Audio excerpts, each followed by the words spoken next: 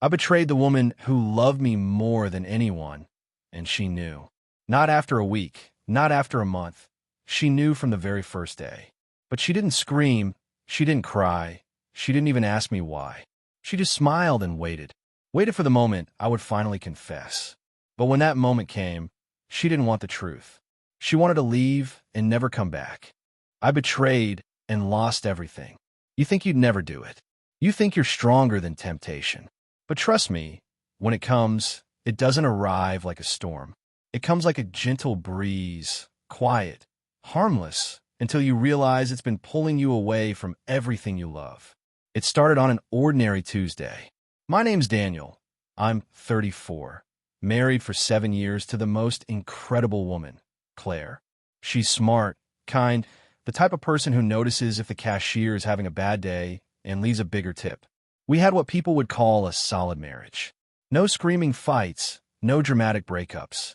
Just stability, comfort. But maybe that was the problem. At work, we just got a new project manager. Her name was Melissa. She wasn't like anyone else in the office.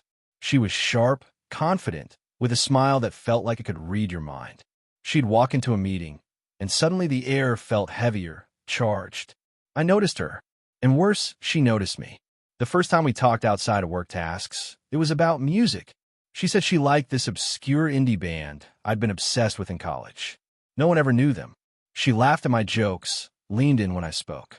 And in that moment, I felt something I hadn't felt in a long time, like I mattered in a way that wasn't about paying bills or fixing the leaky faucet. It was harmless at first, just coffee breaks together, inside jokes and emails. I told myself it's nothing. Claire and I were fine. This was just a bit of fun at work, a small ego boost. But little by little, the lines started to blur. One evening, after everyone had left, Melissa stayed late. I was still on my desk, pretending to finish a report. She walked over, sat on the edge of my table, and said, "You know, you're the only one here I can really talk to." My chest tightened. It was the kind of sentence you know you should step away from. But I didn't. We ended up going for a drink that night. I told myself I wouldn't let anything happen. But when you mix dim lighting, a couple of glasses of wine, and that feeling of being seen, you start making decisions you swore you never would. She touched my hand across the table, and I didn't pull away. From that night on, it became a routine, secret dinners, texts late at night, little lies I fed Claire without blinking. Working late, traffic was awful, just grabbing a quick drink with a client. I thought I was clever. I thought I was in control. But every lie chipped away at something inside me. The worst part? Claire didn't suspect a thing. At least, that's what I thought. She still greeted me with a smile when I came home. Still asked me about my day. Still left notes in my lunch bag like she had since the first year we were married. I convinced myself I could keep both worlds separate forever. But you can't. Sooner or later, secrets have a way of bleeding into the open. And the first sign that mine was about to collapse came in the smallest, most unexpected way. One night, I came home later than usual. Melissa had sent me a message that made me laugh, really laugh, and I was still smiling when I walked through the door. Claire was in the kitchen, cooking pasta, and she looked up at me. And for the briefest second, I saw it. Something in her eyes. A flicker, like she knew. She didn't say a word. She just went back to stirring the sauce, humming like nothing was wrong. And that should have scared me. But instead, I ignored it. Biggest mistake of my life. If part one was the moment the cracks began to form, part two is when they started to split wide open. The strange thing about living a double life is that you start to notice time differently.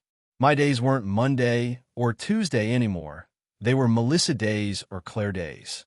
One felt like adrenaline, like a high I couldn't get enough of. The other felt steady, warm.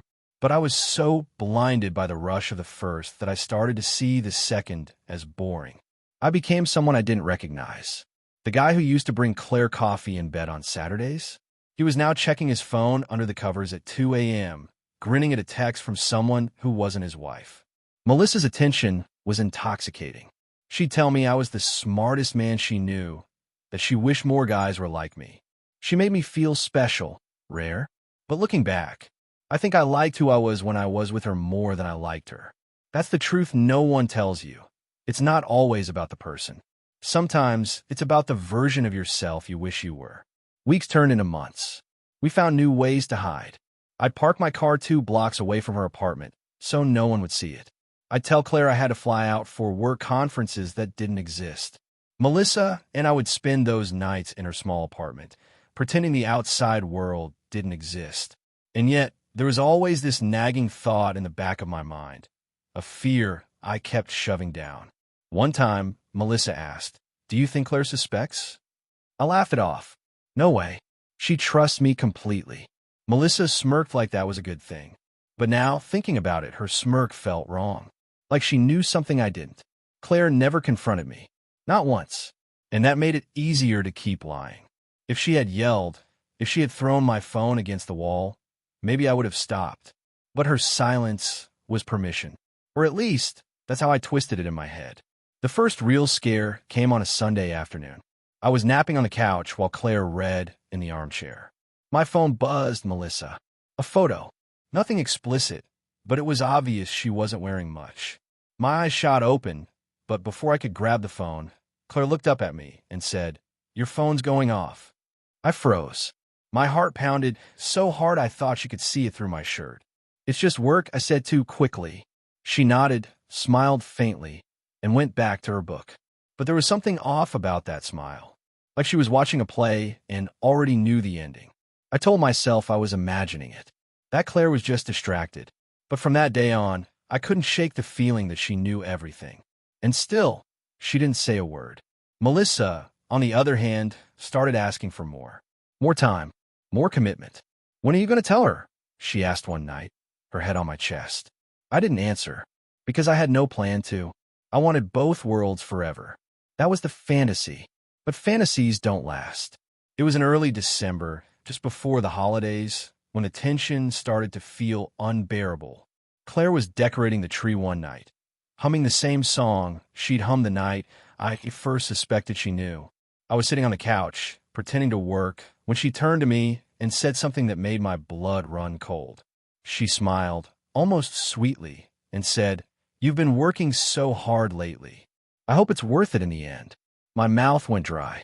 Was that a normal comment? Or was a knife wrapped in silk? I wanted to ask her what she meant, but I didn't. Because deep down, I knew I wouldn't like the answer. So I laughed it off. "Yeah, me too." And that night, when I lay in bed next to her, I realized something terrifying.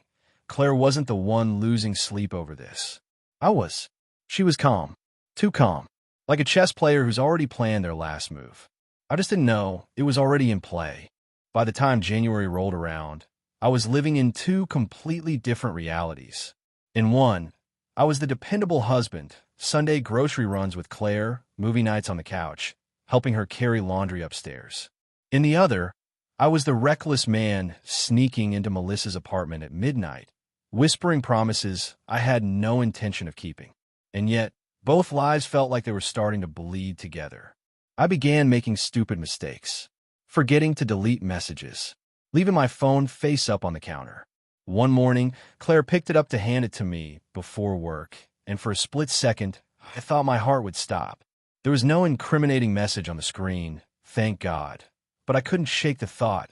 What if next time there is? Melissa noticed the shift in me. "You're more nervous lately," she said one night, her head resting on my shoulder. "Are you sure Claire doesn't know?" I forced a laugh. Of course not. But even as I said it, I thought about her calm eyes, the way she never pressed, the way she'd smile at me with that strange, knowing softness. It didn't feel like ignorance anymore. It felt like patience. And patience scared me more than anger ever could. One Friday, I told Claire I had to stay late for a client presentation. In reality, I was meeting Melissa at a hotel downtown.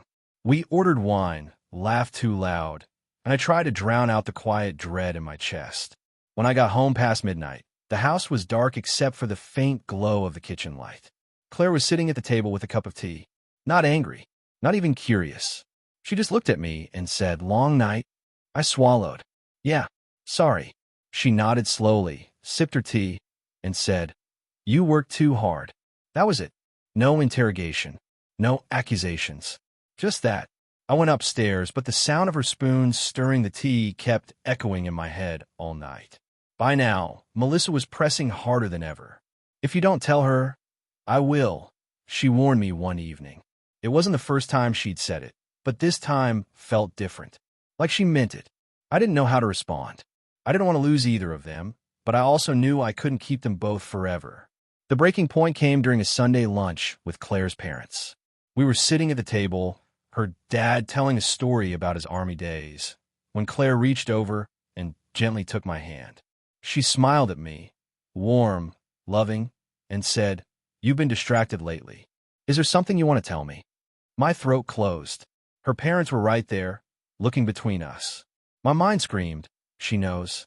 She's giving you the chance to confess." I forced a chuckle. Just work stress. Her eyes stayed on mine a moment longer before she let go of my hand. The rest of lunch passed in polite conversation, but I barely heard a word. That night, I told Melissa we needed to cool things down for a bit. She didn't take it well. Cool things down? After everything? Her voice was sharp, and I knew I'd just made another mistake. For the next week, she barely replied to my messages. And then, one evening, she sent me a single text that made my blood run cold. Maybe Claire deserves to know. I didn't sleep that night, or the next. Every time my phone buzzed, my stomach twisted. I kept waiting for the explosion, for Claire to come storming in with my phone in her hand, screaming. But it never came. Instead, she acted normal. Almost too normal. She asked about my day, kissed me goodnight, laughed at my jokes. And that's when it hit me. She wasn't waiting to find out. She was waiting for me to say it. The realization was like a knife between my ribs.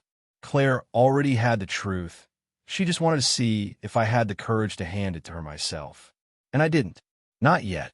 But the walls were closing in, and I knew it was only a matter of time before I'd be left with no choice. By February, my life felt like a hallway with doors slowly closing behind me, one by one, until there would be nowhere left to go. Melissa had shifted from sweet and intoxicating to sharp and unpredictable. Our meetings no longer felt like stolen moments. They felt like negotiations. She'd stare at me with those narrowed eyes and ask, "So, when's it happening? When are you telling her?" It wasn't flirtation anymore. It was pressure. I'd tell her soon, but we both knew I didn't mean it. I was trying to hold everything together with fraying rope, and each conversation with her felt like another strand snapping. Claire, meanwhile, was impossible to read. Still loving, still warm. But it was the kind of warmth you feel from a candle you know is about to go out. There was something finite in her kindness now.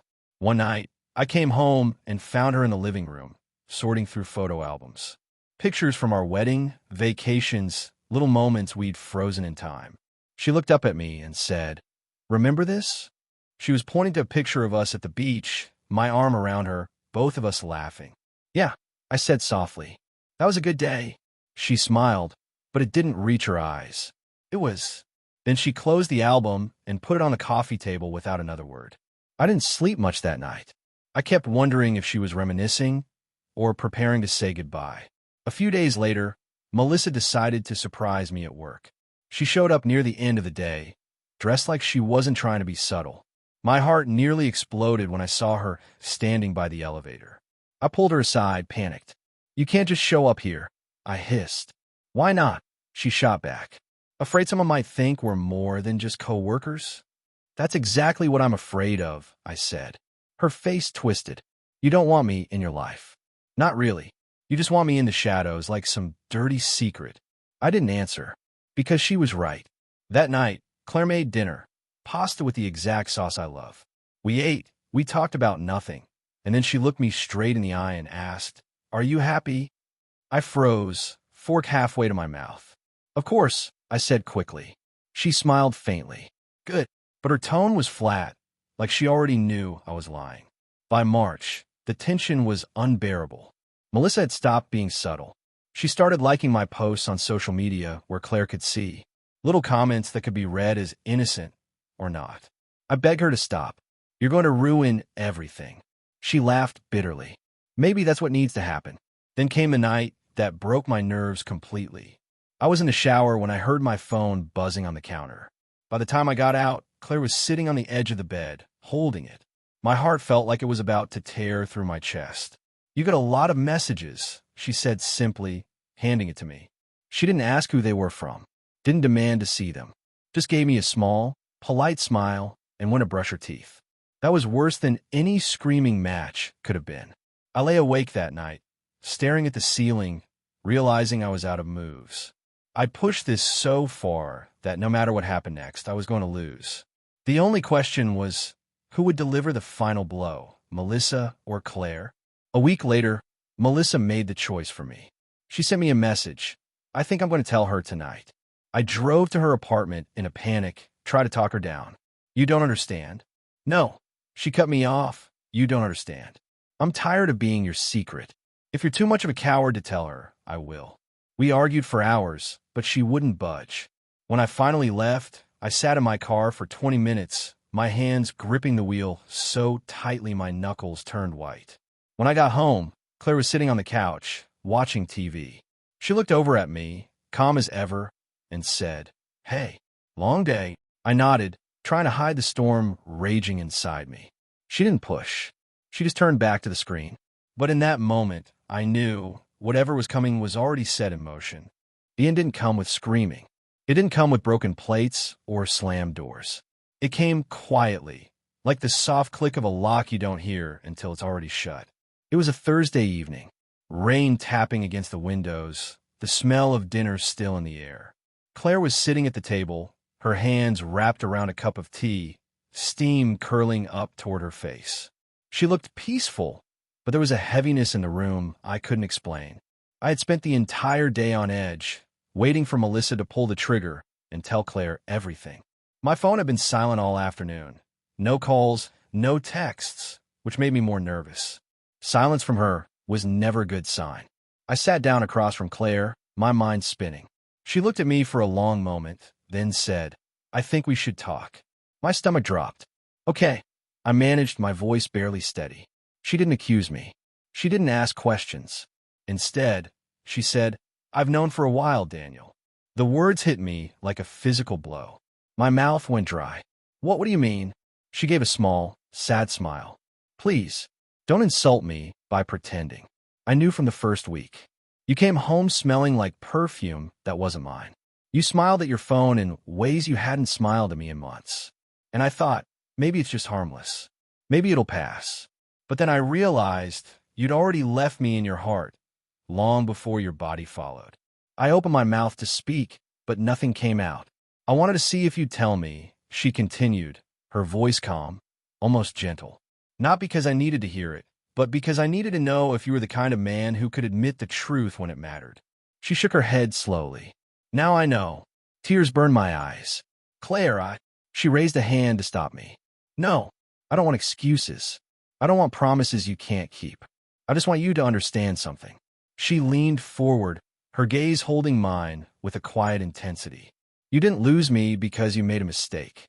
You lost me because you kept making it every single day, and you thought I wouldn't notice." I felt my chest tighten, panic rising in my throat. Can't we fix this?" Her eyes softened, but not in the way that gave me hope. More like the way someone looks at a door they've already decided to close. "I loved you more than you'll ever understand," she said. "But loving someone doesn't mean you let them keep hurting you." She stood, her movements calm and deliberate, and walked into the bedroom. I sat frozen at the table, listening to the faint sound of drawers opening and closing. When she came back, she was holding a small suitcase. My voice cracked. "You packed?" She nodded. "I've been packed for weeks." It felt like the air had been punched out of me. "Claire, please." She walked to the door, paused, and looked back at me one last time. "Goodbye, Daniel." No yelling, no tears, just finality. The door clicked shut, and the silence that followed was louder than any fight we could have had. I sat there for hours, staring at the cup of tea she'd left on the table, still warm when she walked out. Melissa called later that night. I didn't answer. I didn't want her. I didn't want anything. Because in that moment, I understood the full weight of what I'd done. I hadn't just betrayed Claire. I betrayed the version of myself I thought I was. The man who promised to love her and protect her heart. And I had broken that promise. Every day. Now, years later, people sometimes ask me if I regret it. And I do. Not just the act itself, but the cowardice that came after. The lies. The silence. The belief that I could keep something like that hidden forever. If I could go back, I'd choose differently. I'd fight for what mattered. I'd protect what I had instead of chasing something I didn't need. But life doesn't give you second chances like that. It only gives you the weight of your choices and the echo of a door closing behind you. And I'll carry that sound with me for the rest of my life.